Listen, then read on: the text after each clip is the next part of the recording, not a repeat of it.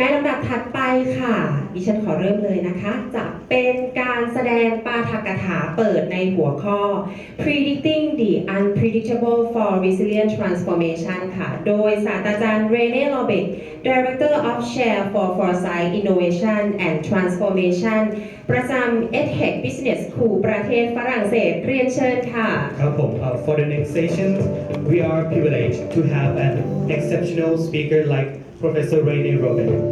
Joining us today, Professor Rene is currently holding the position of Professor of Strategy and Director of the Chair on Foresight, Innovation and Transformation at the EdTech Business School. And he also serves as the UNESCO Chair for Organizational Anticipation, Resilient Leadership and Educational Innovation. So please welcome Professor Rene.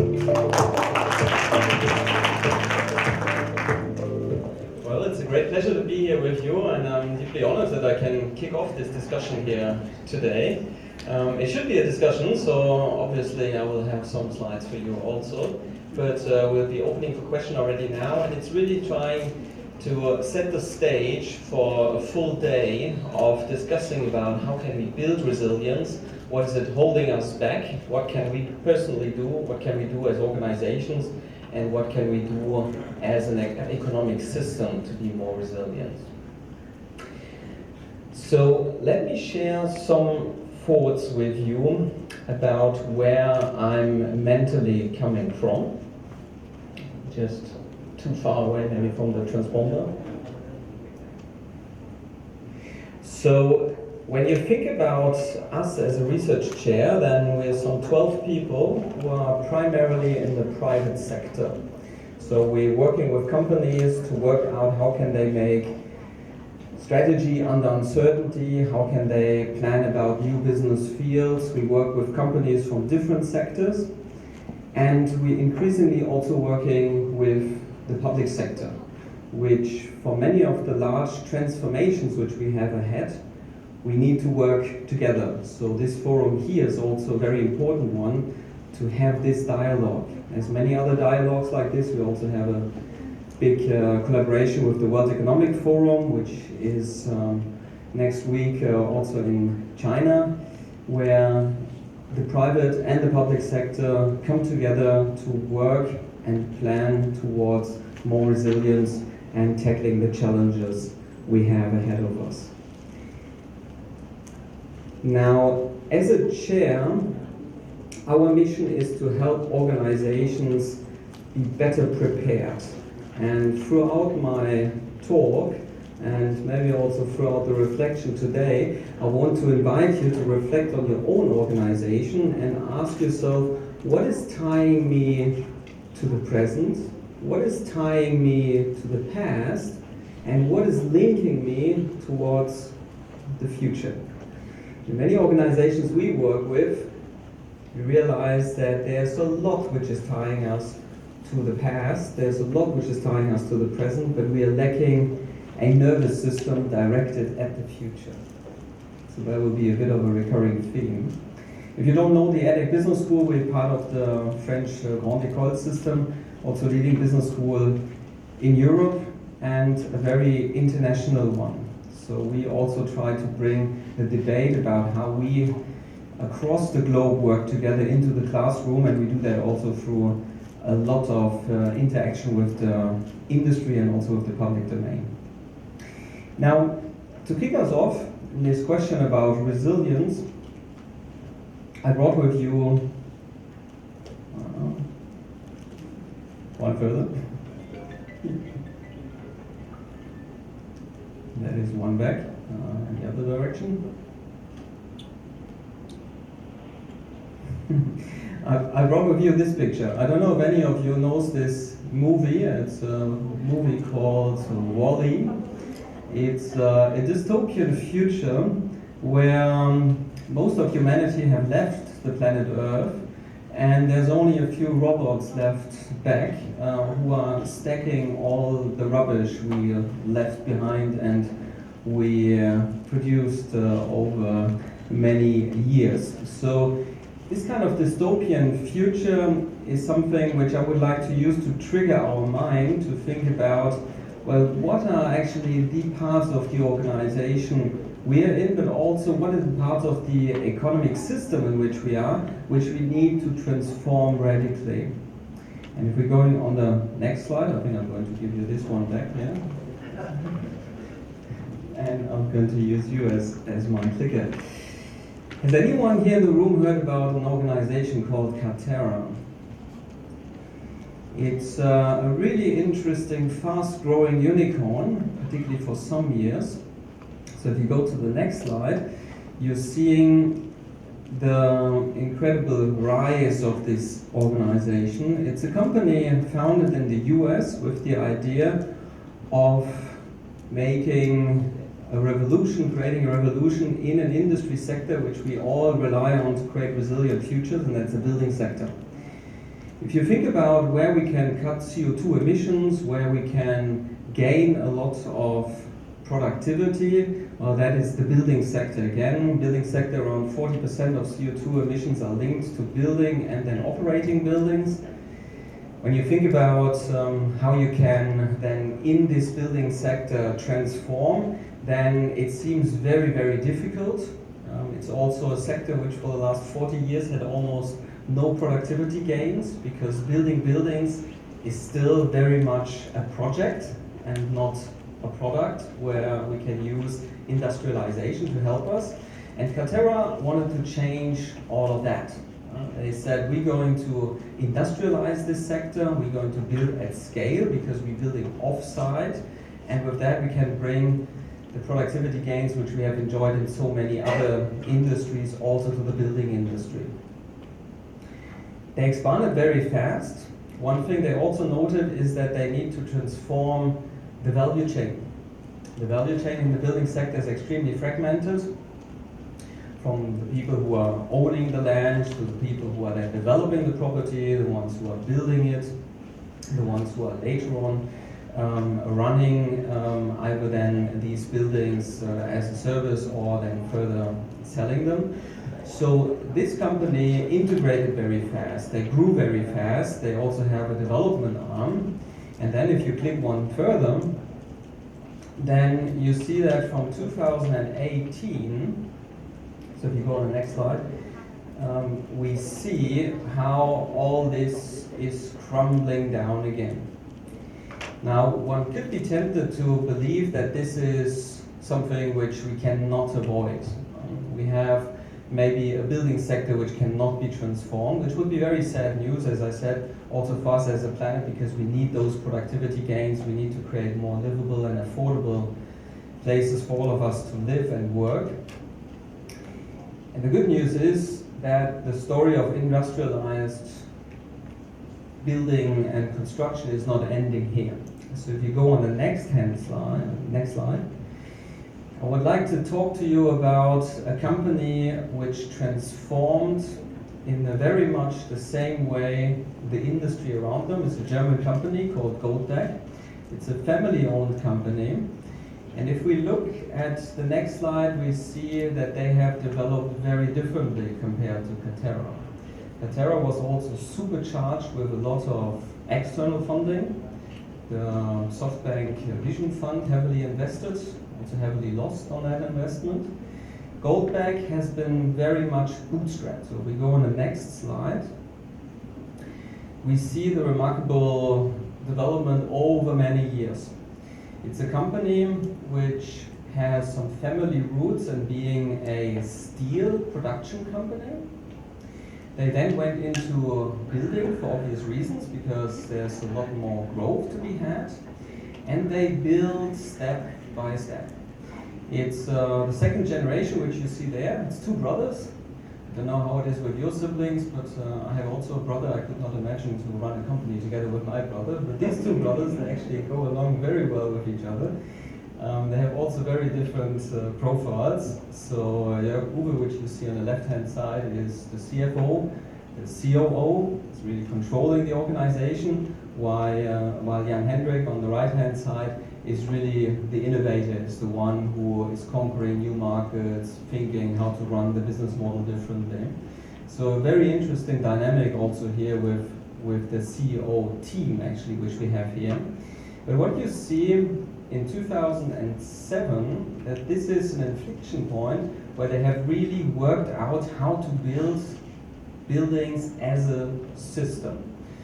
So what they have been working on all those years, from 1969 basically to 2007, is building a digital twin for all their buildings. Now, a digital twin is basically the capacity to know every screw which is somewhere in the building, know every material which you will build into that building and which can later be used also if you are in the future time will deconstruct the building. This is, however, as we know, a very, very complex thing. You just look around here in this room. Yesterday we were talking about the air conditioning and that there's maybe some additional sensors which we need. There's many people in the room and not so many people in the room. Temperature will change. All this is something which will require some changes in the building. Now, if they do changes, then they do it in the system, which means across all buildings which they would be building, they would then take on this innovation, while this is for most other constructions really not the case, where every building is a new project, and with that you don't innovate from generation to the next, and you also don't get these productivity gains we are looking for. Now, why I'm saying all this is to give you a sense that when we are building resilience, we need to have perspiration, we have patience, we need to stay on this and build it systematically. And this is something which here this organization has achieved. They are now in the process of hiring people not from the construction industry, but from the car industry and from other industries which know how to produce at scale, produce in factories, and they see incredible growth in the last years and also in the years to come. Now, when we go to the next slide, I want us to reflect whether your organization is capable of systematically doing what I put on this slide. So for me, when I'm talking about strategic foresight, and for me this is the capacity to find new markets and be able to build superior positions there. Now, Goldbeck has achieved this because they have systematically created this capacity to have this digital twin, to have the production facilities, to be able to scale the production facilities as fast as they have to, as fast as the market permits. And with this, they have created a unique position. When Elon Musk wanted to build his gigafactory close to my hometown, Berlin, then he also built this with Goldbeck, because he knows that they can deliver on time, on budget, on quality, and they can do that very fast because they produce in factories. But achieving this systematically is not easy. So let's look at another case on my next slide.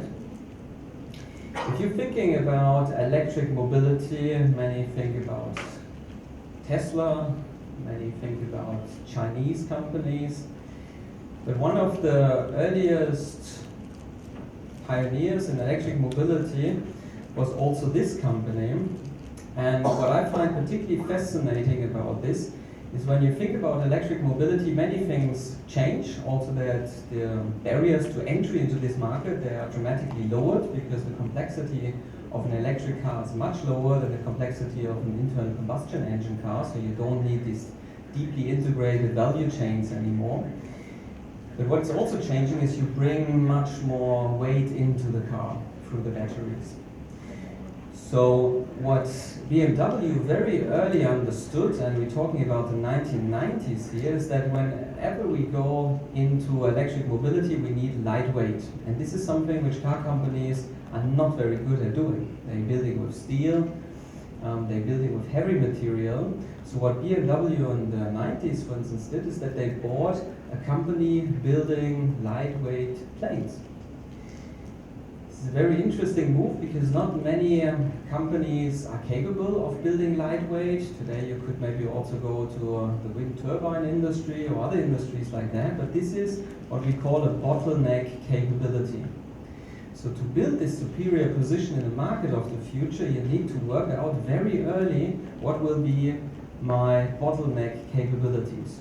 For Goldback, you can have a guess, but the bottleneck capability there is the digital capabilities. And we see that in many industries today, if you're too late to try to hire digital talent, then you will be unable to actually get into the markets you want to get into.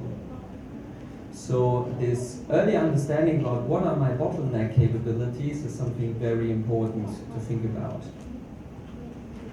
And I brought one more example where I also brought this nice revenue chart, which is very nice to look at if you're a stock owner of BMW. What you also see up there on the right hand side is actually a concept car which is built completely from recycled materials, which is something which for many industries becomes more and more important to understand how can you get your hands back onto the raw materials you need. Recently I was also talking with a big window manufacturer, and they are at the point that now their suppliers are asking them to bring somehow the old windows back to them so that they can get back into the production process of the aluminium, because the raw material prices are rocketing and it's difficult to get back to this material. Go on the next slide. This is a particularly fun case I was able to study also as a researcher. Bosch is a company which does many things. They're also one of the leading car manufacturers. They also do these little tools which you need when you want to drill a hole into a wall or do other fun things in your garden maybe. And they have for all those markets, the core of their capability is to produce something which is reliable, something which lasts, which has very little risk of not working anymore. And in 2012, as part of a big search for new business models in the digital space, there was an innovator who said, well, can we not use these technological capabilities which we have for our little machines, that we have the batteries, that we have long-lasting motors, and bring it into another market. There was also a time where there was a lot of interest in new forms of mobility, so making the link of saying we have the capability of producing electric drives for bicycles was a pretty straightforward idea. Now we were able to track this case among other successful cases and among other many unsuccessful cases of venturing into new businesses. This one was particularly funny because it was like 3 times dead already inside the organization. The first argument was we're actually too late to this market. This is a market already owned by big Chinese companies. We will only get burned when we're trying to enter. The second was, well, actually there's no home for this. It cannot be in the mobility space, it cannot be in the business unit which is dealing with these machine tools, so we don't know where to land this. And the third was, well, actually this is something which we can produce, but probably not at the right price point, because this is already a market which is highly competitive, and therefore these price points at which we can produce this are not attractive to bring that into the market.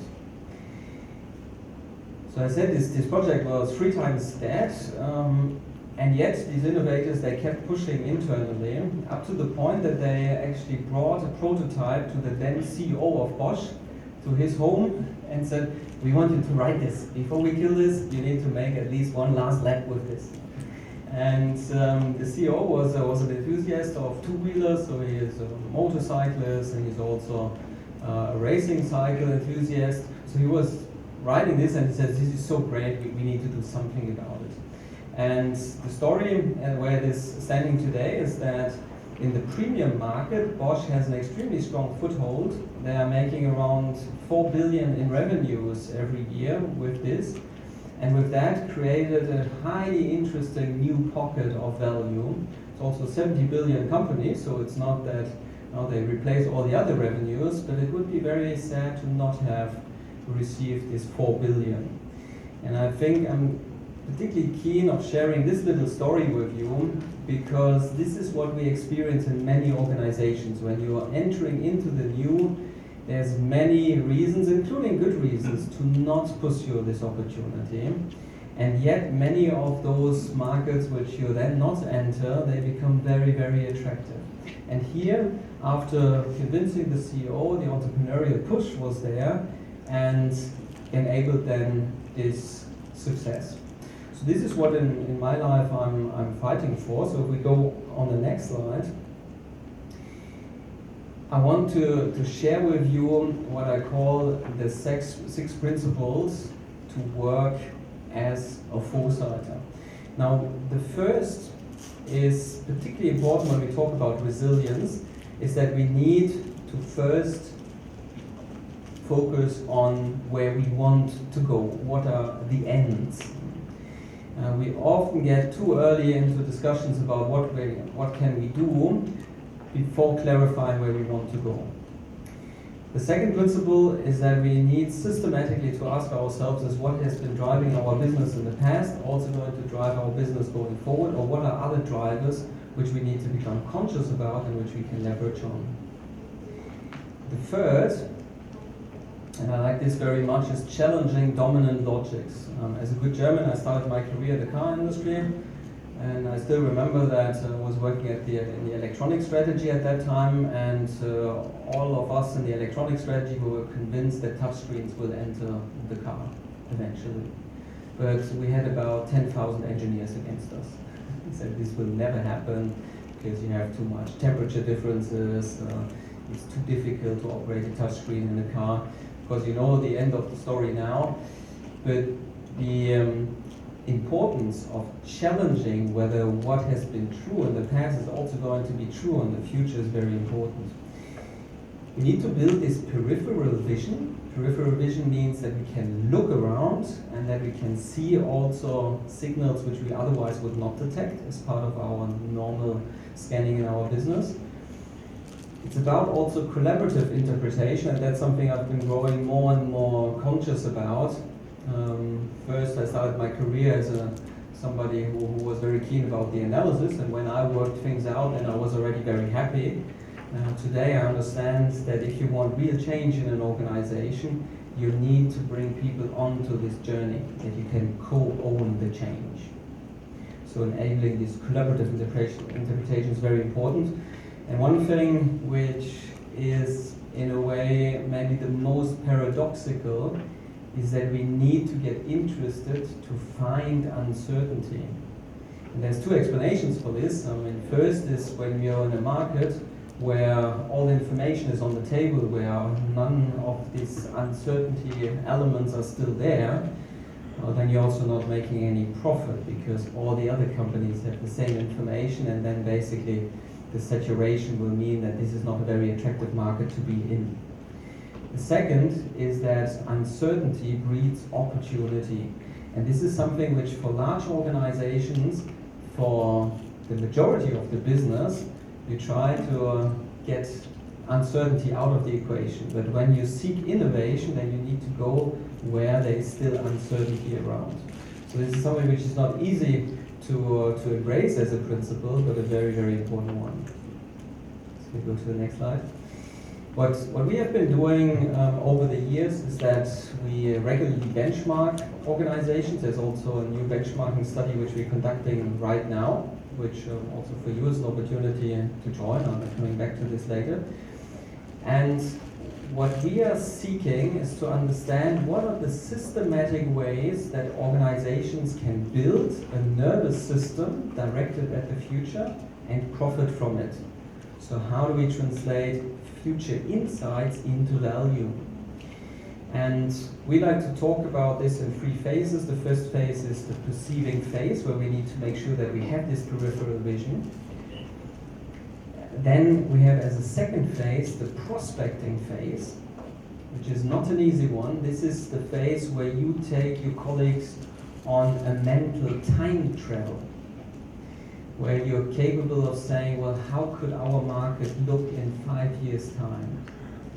Just as a little feedback from the audience, in which organizations do you work with this mental time travels, working with scenarios, thinking about where would my market be in 5 years' time? Can I have a raise of hand if you say, yeah, this is something we do in our organization?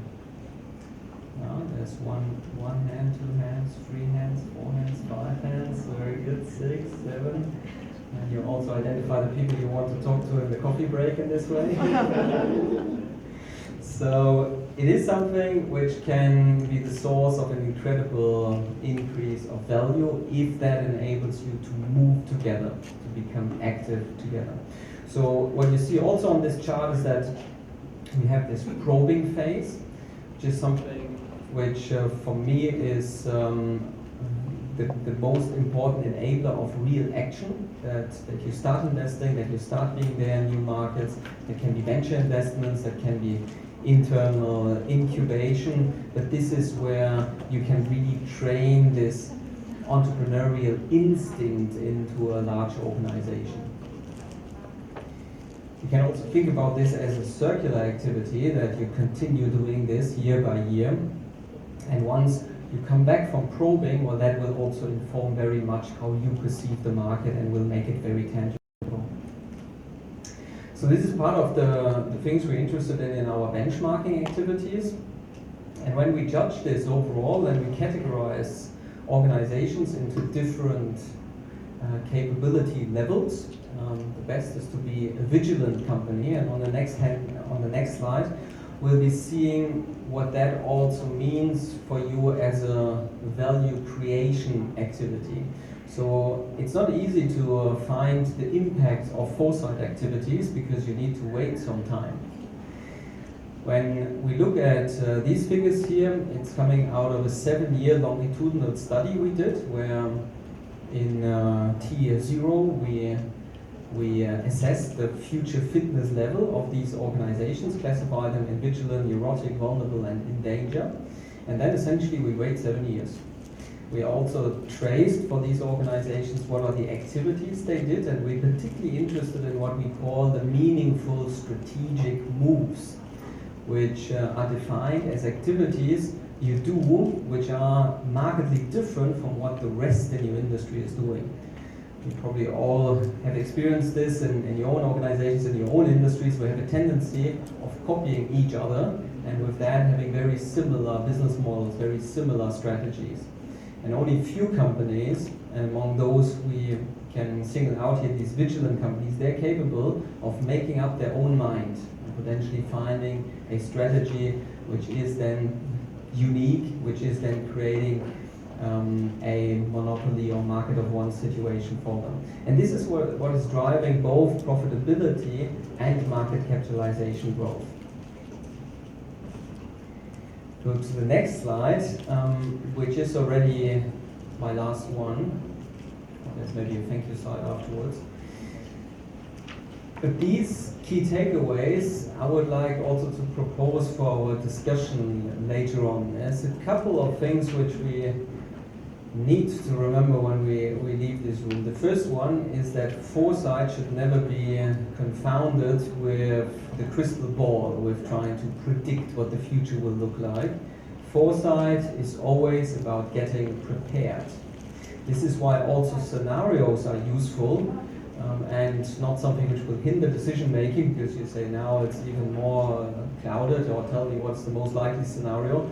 No, the idea is that you're getting prepared and you prepare your organization for resilience, for different scenarios. Business units need foresight to find the new stars, the new businesses, like the business we saw with the electric bicycles, for instance. We all eventually face the situation that our cash cow is no longer giving sufficient milk, and then we need to find these new animals for our stable. Innovative units in the organization, they can leverage on foresight to identify the trends which are driving new products and new services. if you have foresight units, and for instance one which we could mention here in the Thai context is from NQDC, which have created the Future Tales Lab some 3 years ago. They truly enable to connect different stakeholders around the organization towards future visions. So this is very important investment into this future orientation. And finally, one thing which we also try to do something together with NIDA and the NIA here in Thailand is to say we need more people in organizations who understand what foresight is, how foresight is being conducted, how it's being conducted also collaboratively, and how we can leverage on this to have an impact on a more future-oriented strategy and more interesting business fields which we can enter. So these were my key takeaways. Now, if you want to take this forward in your organizations, Dr. Rufong and Dr. Shireton, we will be also presenting a bit later on what we have in mind in terms of training. As I said, there's a benchmarking study going on right now. If you're interested in this, feel free to reach out to me directly through LinkedIn or through email or in the coffee break. And if you're thinking about building capabilities, you can also stay in touch with us. We regularly do webinars, also events, and of course we also consult in this space. So I hope I triggered with this some interesting things to think about and to discuss, and I'm already looking forward to keep discussing and listening to the other talks today. I think we have a wonderful day ahead. Is there room for questions? Yeah, we still have time for the questions for just only one or two, and then I think we could make any questions afterwards. ท่านใดมีคำถามนะคะก็สามารถที่จะถามได้เลยนะคะ Do you talk? Can I ask? Yep. Thank you, colleague of It's on, okay. Hello, everybody. Kjell-Åke Närfelt from Vinnovas, Sweden, colleague with René in the International Advisory Board for NIA. Can you elaborate on how you validate and how you, because entrepreneurial processes are action learning, continuous action learning processes. It's not about analyze, not sort of preparing. So how do you incorporate, embrace an action learning process within what you have been presenting, so that people are not thinking about it more as an analytical kind of tool? So that's typically happening on 3 different levels. I mean, the first level is that through this probing, you can actually go after new hypotheses. So, for example, in the car industry, we have been expecting that we see autonomous driving much earlier than what we actually do see today. I think Ford announced to have level 4 autonomous driving in 2018. And we are still some years on, and we still don't have level 4 autonomous driving. So one way of doing this is actually through the probing, you go into those markets and you see whether that is actually already working, resonating, whether you have the legal requirements in place, etc. The second thing which we can do on the analytic plane is that you monitor the drivers of change and the enabling factors. So for instance, you can check in markets around the world what's the regulation and the regulatory projects which governments have around autonomous driving. What is holding this back? And the third level is even more proactive. What you always have in foresight is also the understanding that ultimately the future is uncertain, and for good reasons, because it can be created also through the agency of organizations. So what we see, and we also do this regularly with my chair, when you are in industries which transform, then it's also in the responsibility of the different actors and organizations to actually work together to create change. If you're thinking about this building industry, is this actually something which I keep telling also the leaders of of companies in that sector, that it's also their duty towards us as a society to bring this change into that industry, to bring these productivity gains, and this is something which should not be forgotten. So this action learning, as you call it, is a very interesting term, because we need to be conscious about us being the ones who ultimately need to bring the change. We cannot wait for the change to unfold and then jump the bandwagon necessarily. So I think I like to think about these three levels in order to make sure that we're building these future prepared and then also these organizations which embrace the future. มีคำถามเพิ่มเติมไหมครับผมมีหนึ่งคำถามนะครับ Thank you for your presentation. Not really questions, but if you have time, can you elaborate a little bit more about Global Future Fitness? What's your attempt and Thank you very much for the question. Yes, this study is one which we do globally. We have actually 20 academic partners. So we're collecting a lot of data. This data is being collected through interviews. So we interview 2-3 people from one company to understand what are the capabilities which they have within our model. We have this capability model. We also analyze then a number of other things. So we also look at the strategic moves of organizations over time. And that allows us to compare across different regions, across different industries. And we also propose a personalized / organization-centric benchmarking report. So you're actually getting a personalized feedback on how you compare to others. And it's a bit like a fitness check, if you want. ค่ะก็หากท่านใดไม่มีคำถามแล้วนะคะต้องขอบคุณค่ะท่านวิทยากรคุณเรเน่โรเบกนะคะลำดับต่อไปค่ะดิฉันขอเรียนเชิญผู้ช่วยศาสตราจารย์ดร.รักพงษ์วงศ์สาโรจน์ค่ะผู้อำนวยการโปรแกรมการคาดการณ์อนาคตเชิงยุทธศาสตร์สถาบันบัณฑิตพัฒนาบริหารศาสตร์นะคะได้มอบของที่ระลึกแด่วิทยากรค่ะครับผมก็ถือว่าวันนี้ได้รับความรู้เยอะมากนะครับในเชิง strategic foresight ครับผม